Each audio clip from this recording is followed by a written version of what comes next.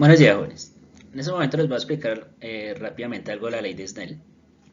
Básicamente, la ley de Snell es cómo se comporta un rayo cuando cambia de medio, cuál es su ángulo. Y también pues, se puede determinar la velocidad. Entonces, en este caso tenemos esta imagen. Tenemos un rayo incidente que ingresa desde el aire, ¿listo? Y entra al vidrio. ¿Bien? Entonces, debemos determinar con qué ángulo ingresa al vidrio. Entonces, hay un ángulo incidente, que es este ángulo 1, que se hace con respecto a la normal. Y el ángulo de reflexión siempre va a ser el mismo con el ángulo que entra. ¿Listo? El ángulo de reflexión. El que cambia es el ángulo de refracción, que es con el que entra al segundo medio, que se llama ángulo de refracción.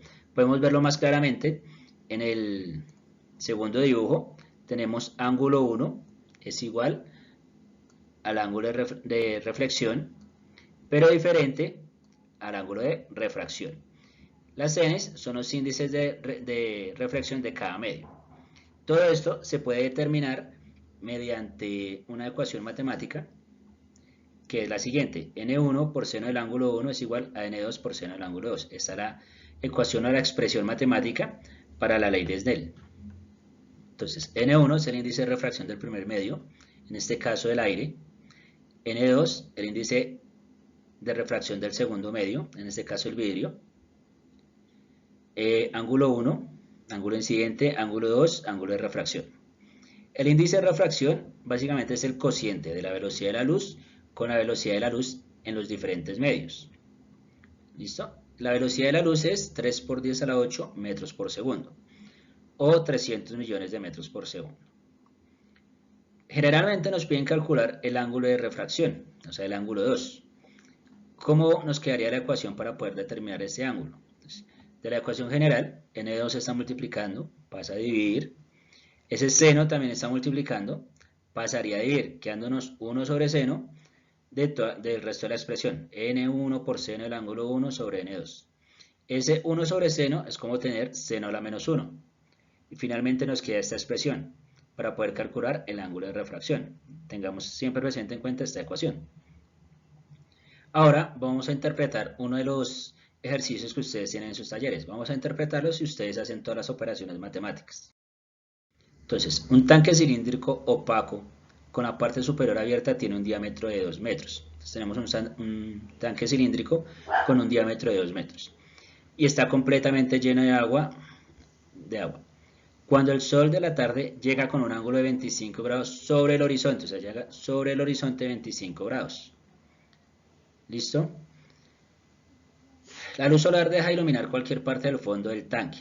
Si el índice de refracción del aire es 1 y el del agua es 1,33, ¿cuál es la profundidad del tanque? ¿Sí? ¿Cuál es la profundidad? ¿Cuál es la altura? Puede ser. Entonces, 25 grados respecto a la horizontal. Hay un ángulo de refracción, un rayo de refracción, que deja de iluminar el tanque. Entonces, está la normal, el ángulo 1, que vendría siendo mi ángulo incidente, debo calcularlo. Ángulo 1' es el mismo del ángulo 1, que es el ángulo de reflexión, y debemos conocer el ángulo de refracción, o sea, el ángulo 2, para poder determinar la altura del tanque o la profundidad. Ese ángulo 1 simplemente es restar 90 grados menos 25. 90 grados, ¿por qué? Porque la normal con el horizonte estamos formando un ángulo recto. Entonces, como entra con un ángulo de 25 grados respecto al horizonte, simplemente me hace falta saber cuánto le hace falta para llegar a 90. Y ahí tengo el ángulo 1, que vendría siendo mi valor 1. Ahora vamos a calcular el ángulo de refracción. ¿Listo? Como ya tenemos la expresión para poder calcular este ángulo, simplemente reemplazarlo. Entonces me quedaría aquí. El ángulo 2 es seno a la menos 1 de 1.